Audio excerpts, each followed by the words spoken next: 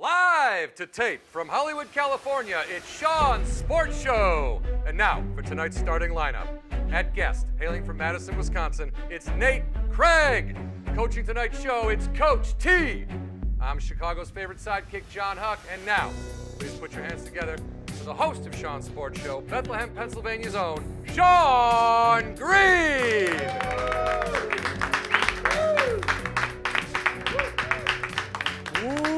Welcome everyone to Sean's Sports Show. I'm Sean Green.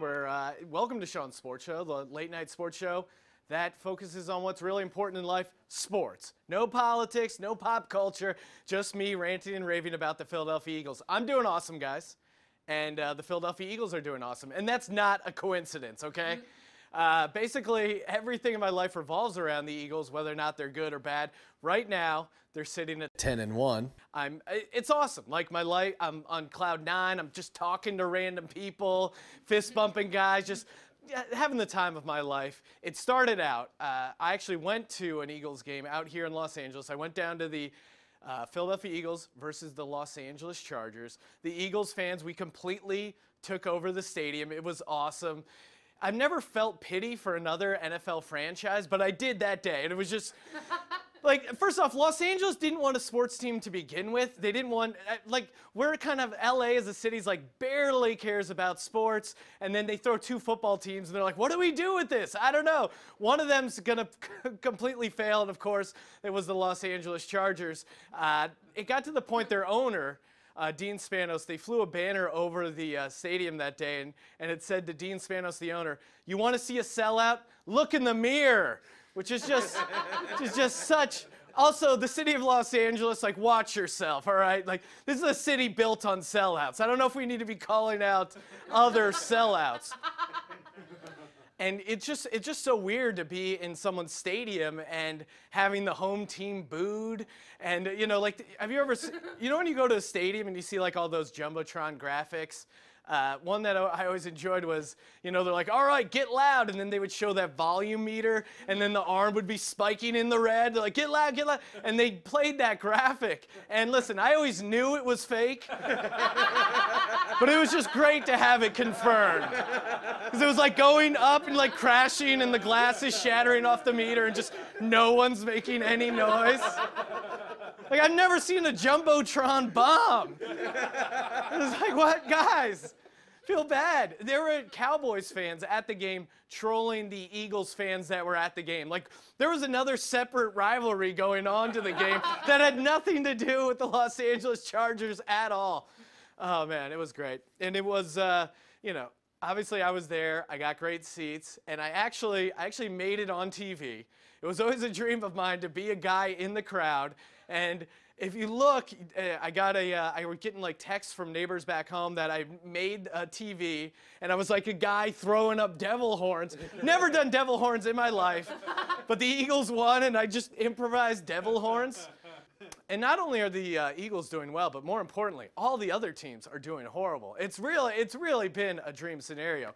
Odell Beckham, famous receiver for the New York Giants, he broke his ankle. He was out for the season. And before he broke his ankle and was out for the season, one of the last touchdowns he scored was against the Eagles. Now, granted, they won. Jake Elliott's 61-yard field goal. But one of the touchdowns he scored, he decided to celebrate by lifting his leg, doing a dog pee thing in our stadium. Just the ultimate sign of disrespect, right? And also very funny because he did that, and then the next touchdown he scored, he did like a power uniting fist. A lot of range for the touchdown celebration. Gonna make a political statement and also act like a dog peeing on the field. Now, I took that the peeing on the field photo, and I decided, now that he's out for the season, I decided to update it. So take a look. Here he is, Odell Beckham. I added a cast to his leg and, of course, a cone, because if you want to act like a dog, I'm going to treat you like a dog, Odell Beckham. I don't want you getting into that cast. Now, I posted this image online to the Eagles message board thinking, Sean, you're about to go viral. Strap in and let that wild ride fly. Little do I know, the Eagles fans have gone soft on me. Soft on me. It was Eagle fan on Eagle fan crime. They were saying, hey, don't do that. You're not supposed to make fun of people when they get injured. Hey, that's not right. That's why fans like us have a bad name. First off, I love having a bad name as a fan. Are you kidding me? I love being a bad fan. That's our gimmick. That's our identity. Being bad fans. Come on. And I hate that. Oh, you're not supposed to celebrate players getting injured. I'm sorry for pretending like I care about these guys. I want them all to die and get hurt. I want one Super Bowl. Then maybe I'll try caring about these millionaires that I've never met. And it's just the idea of like, oh, you're giving us so what if we have a bad name? Is there some fan contest that we're not getting enough votes for? Are we not going to get the fan Emmy? Like, I don't care. So what people are afraid to come play us? They're afraid of coming to Lincoln Financial Field? That's fine. I like scaring grown men. I like that. I'm mixing it up on the internet all the time. I host a sports gambling podcast, and I'm picking all the games against the spread. And for the most part, I do pretty well. Not to plug the podcast on this show, but every once in a while you have a bad week, and I had a fairly bad week. And so when you have a fairly bad week picking games against the spread, of course, you're going to hear about it on Twitter. So a guy tweeted at me, and he goes, hey, my 3-year-old niece can pick games better than you. And I was like, all right, you got me. First off, all right, fine, I can take a joke. But then secondly, I'm like, I wonder where his niece is getting her information. Like, immediately it was like, does your niece have a system? If so, maybe I want to steal your niece's picks. And then it really got to me. Now, it takes a lot to hurt my feelings online, but I went and I clicked on the guy's profile. He had never tweeted to anyone before, and he had just signed up for Twitter that day, guys. So I got someone to join Twitter just to make fun of my football picks.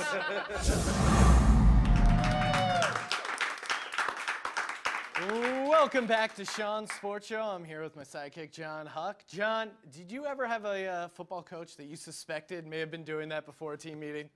Because I got like 3 on my list. I was going to say not before a team meeting, but after I left high school, there were rumors about one guy who was like, yeah, he smokes crack now. It's like, oh, okay. That totally makes a lot of sense. The special teams coach for my high school football team. First off, special teams coach is always the craziest of all the coaches. It's like, hey, do you know physics and how to return punts and can you scare kids? Yes. All right, I got a job for you. It is the easiest of the coach. I would imagine there's less to do as an offensive special teams coach. Special teams, they're just wild cards. We had a we had a big game, and the coach was like going up and down, like getting us all fired up. First off, it's like special teams, who cares? And then he goes, we're gonna ball through this team, and he punches the chalkboard, and then he breaks his hand. And the team trainer has to so at halftime, he came out with like a cast on. And then it was so great because the next day we saw him loading up a chalkboard because they made him drive a chalkboard to the other team's high school and like drop it off to replace their chalkboard. That's a cokehead move, though. That's very much a cokehead move. Greatest NFL cokehead of all time, as far as we know, was Lawrence Taylor. Ah, yes. Well, and that's because he admitted, and he also got in trouble for testing positive for cocaine. There was in the documentary about Lawrence Taylor, they go, Lawrence, when you tested positive for cocaine, what were you thinking? And he looks at me and goes, what was I thinking? He goes, I was shocked. After all, I was buying urine. So you bought urine with cocaine? Yeah, exactly.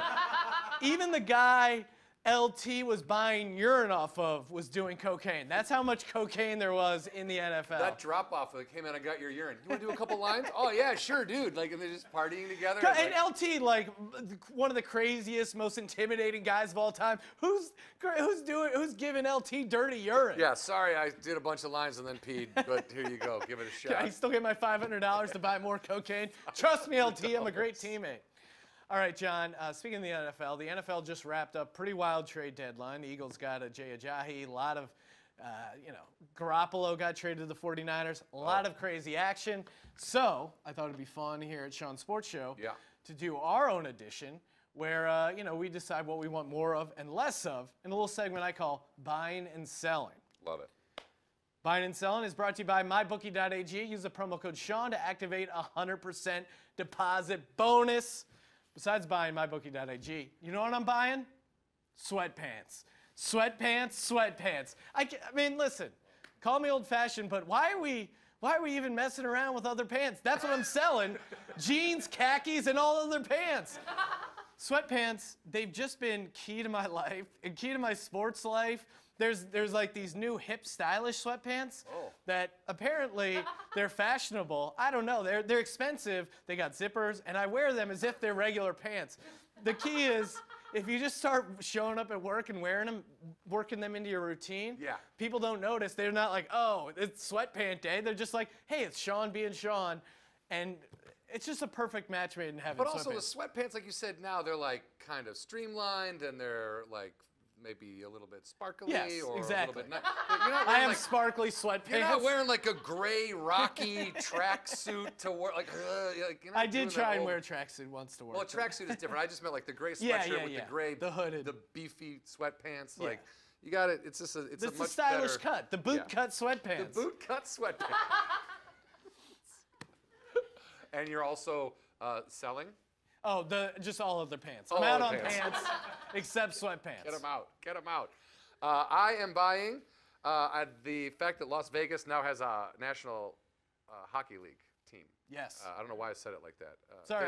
They have a hockey team. Yeah. I'm all on board for an NHL hockey team in Las Vegas, and just the idea of, I don't know, it'd be nice to like have a place where you can't lose all your money except on a game. It's nice, like cool off area, which normally you don't. It will be cool. Normally you don't go to a professional sports game to relax, but in Vegas Especially it's like hockey. a step down. From losing all your money. Exactly. Yeah, that's fair. That's fair. Instead of yelling at crap dice, you're yelling at guys from Canada. Same sort of things. Yeah, I'm selling Major League Baseball's decision to not suspend the Astros player for doing the. I mean, he was like basically he was one sentence away from saying something about going pee in someone's Coke. And this guy, like, he's suspended 5 games next season. Like, look. I'm a Cubs fan. Yes. My wife is a Dodgers fan. I wanted her to have the experience that I had last year. I was rooting for the Dodgers, and that, I think, could have played an intricate part of making, not even if he didn't hit a game-winning home run or any of that, but like the attitude of the Astros, the kind of defeat, like that guy's out. He's done for the season. It's over. It's over. We got to keep going. And like I think that could have been a deciding factor in the end. And I think the Dodgers could have pulled out Game 7. Also, maybe. You don't pitch Darvish. Yeah, exactly. Don't either suspend the guy or don't pitch Darvish. Yeah. One or the other. Suspend one of them. Get one of them out of there. One of them needs to be suspended. The victim, either way. Hey, just go. You guys sort it out.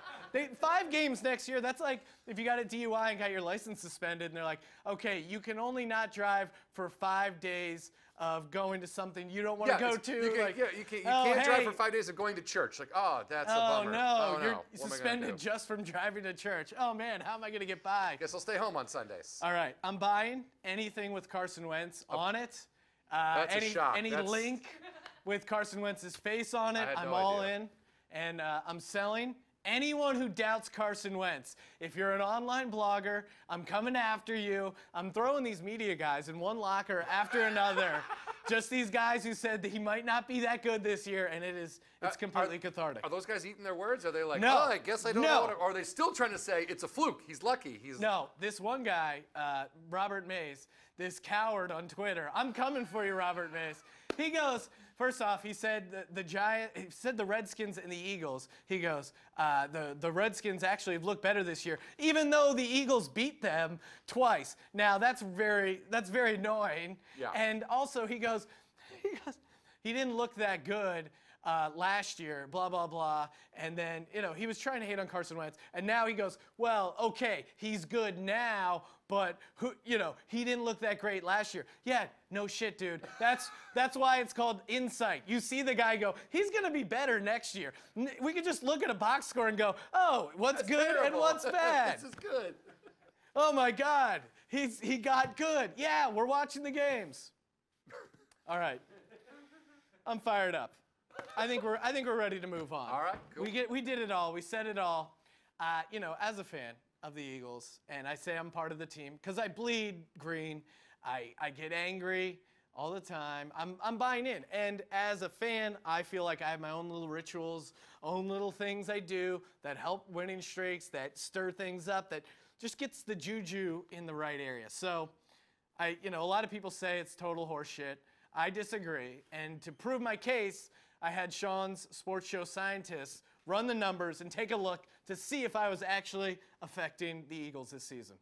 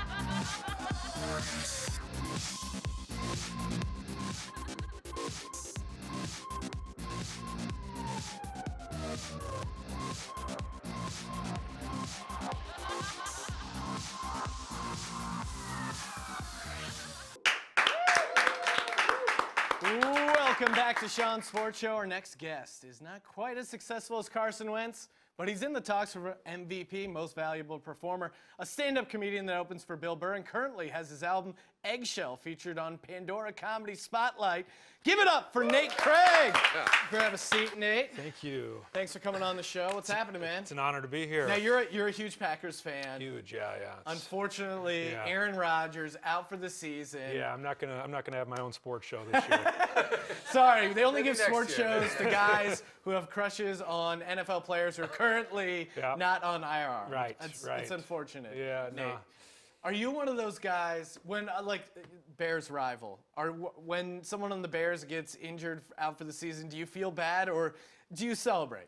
That's a bad example because the Bears have been so bad for so long that Packers, they laugh at every time they play Chicago, they laugh. It's like when you used to have to play the Lions, it was like laughable. They're joke. Yeah. So. It is a tough it's a tough road for the Bears the last couple decades. I don't, Sean.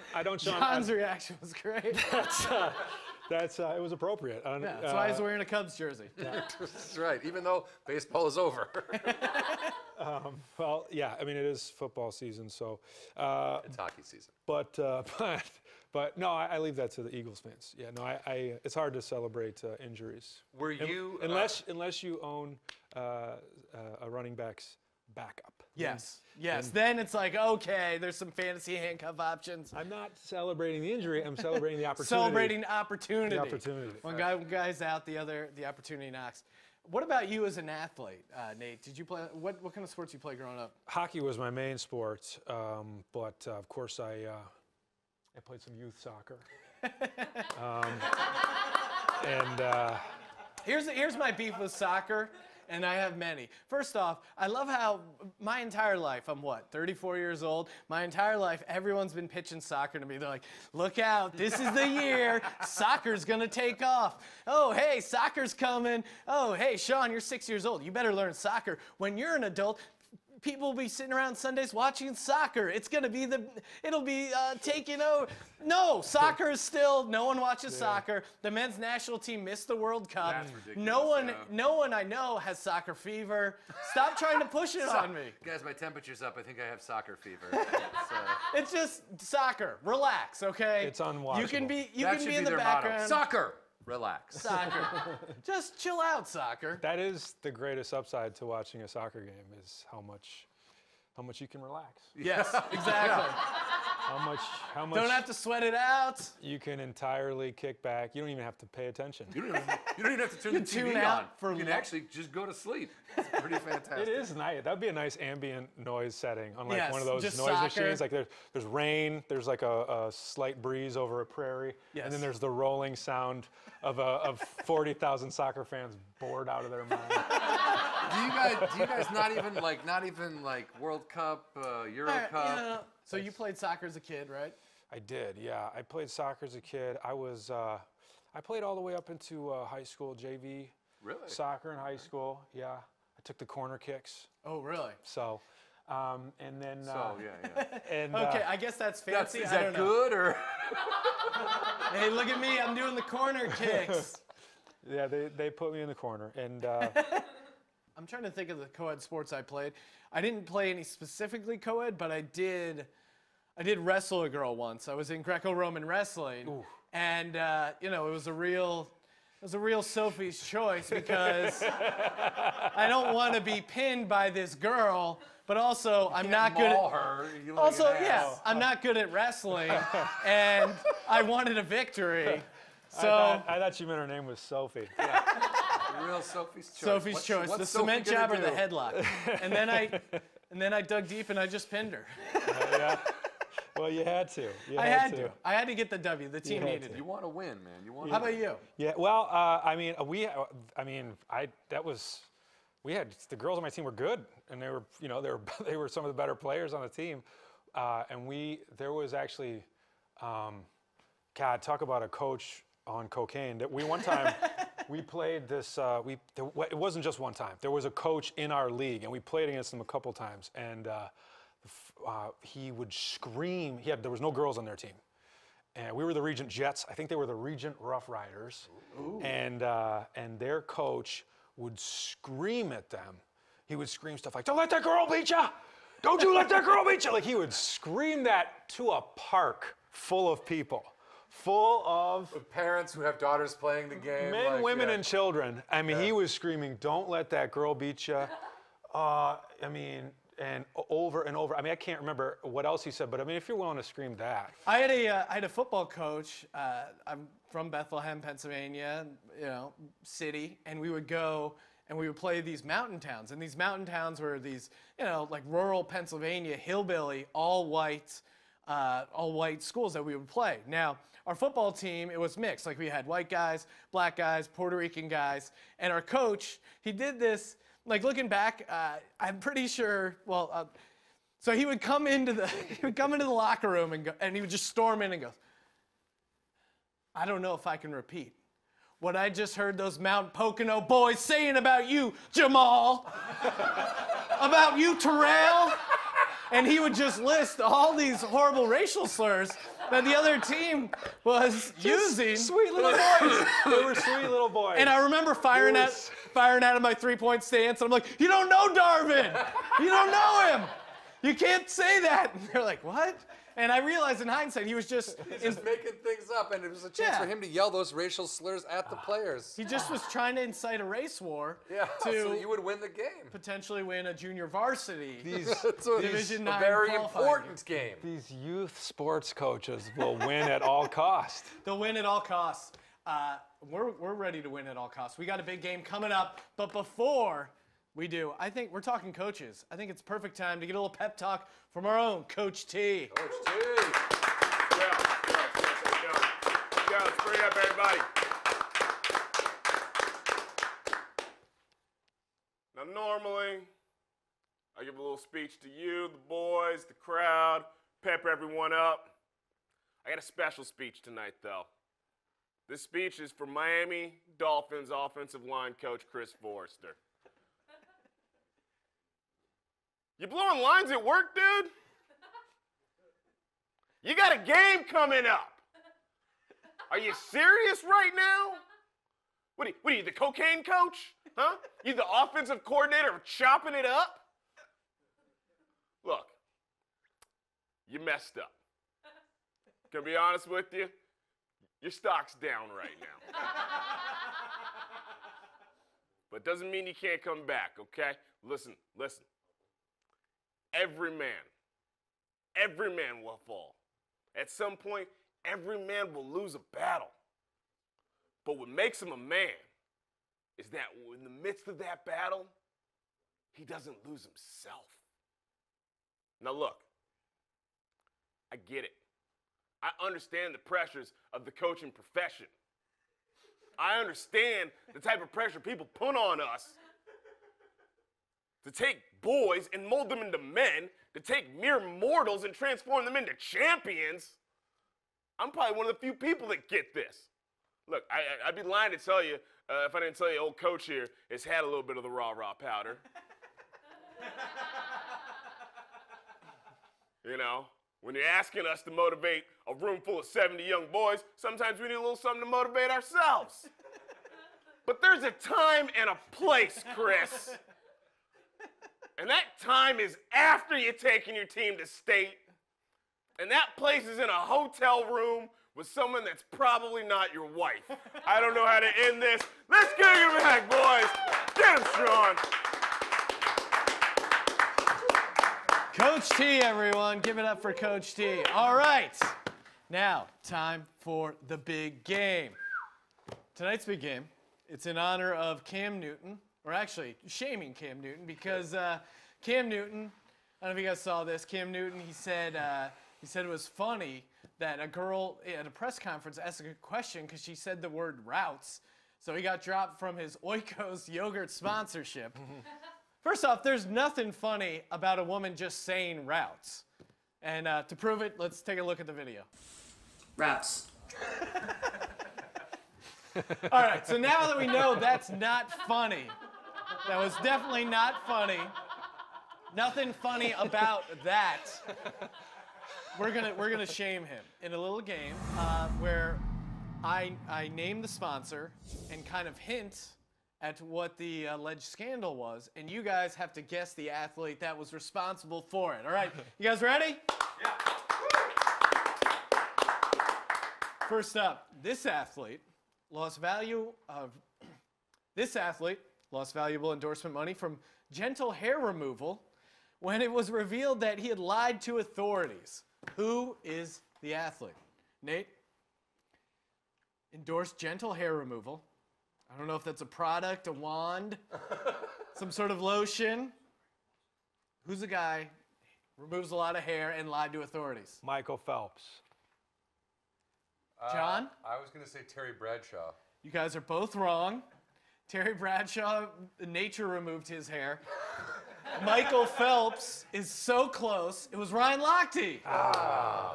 Right. Exactly. But Michael Phelps also probably lied to authorities about the bong, so I can see Where you get that? where he got caught with the bong, and everyone lost their mind. They're like, "Oh my God, maybe weed's awesome for you swimming." It was a simpler time back then.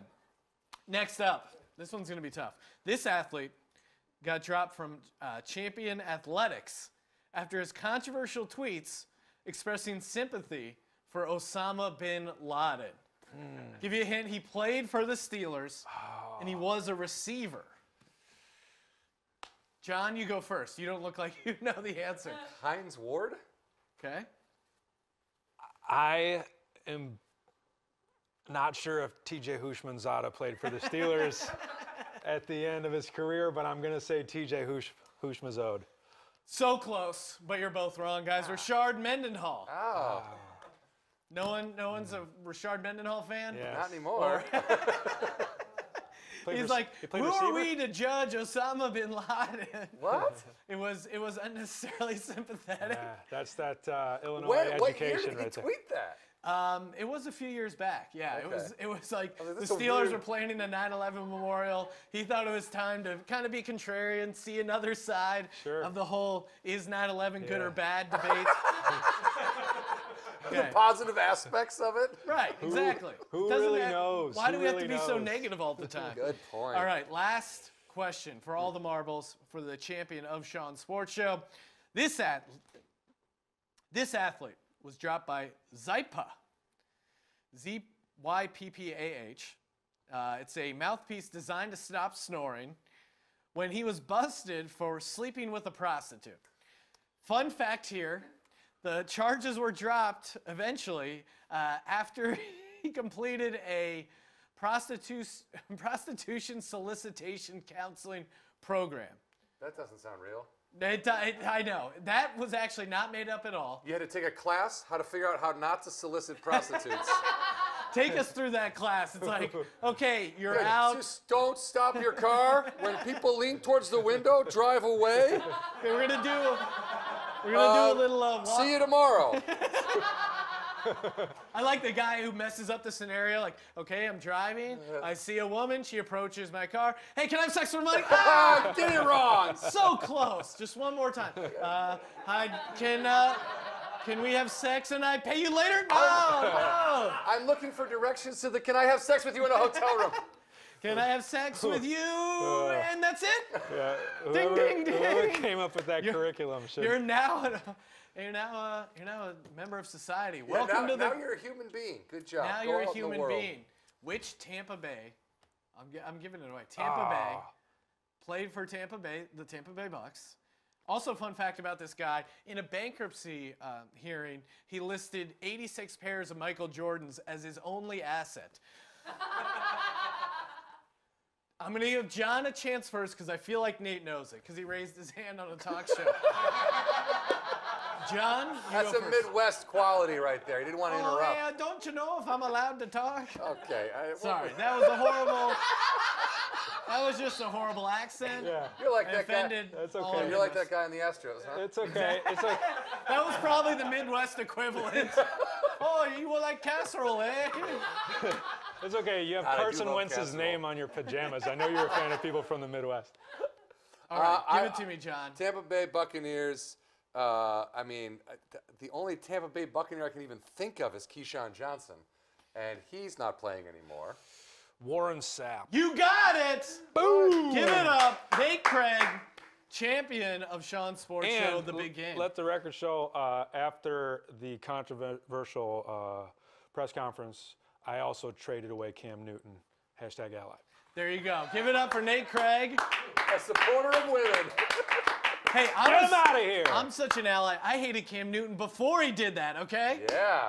Right? Yes. Yeah. Exactly. That's how progressive Foreshadowing. I am. I know a guy who doesn't support female reporters when I see one, and I don't care for it. Well, I did too, but then they drafted McCaffrey, and I thought he was going to blow up this year. Exactly. You gotta make some.